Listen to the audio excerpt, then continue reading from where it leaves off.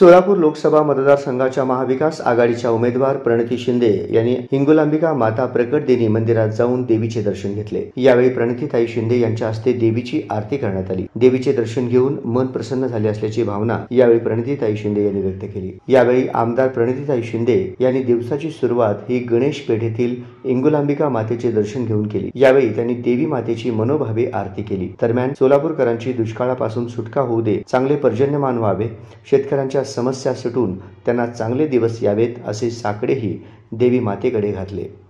यावेळी प्रणिती शिंदे यांच्या सोबत मंदिर समितीचे अध्यक्ष किशोर कटारे, सुशांत अंबोरे, श्रीकांत अंबोरे, विजय पुकाळे, किसान गर्जे, दत्तात्रय पुकाळे, राजकुमार हंचाटे, सूर्यकांत महेंद्रकर आदी पदाधिकारी आणि कार्यकर्ते उपस्थित होते।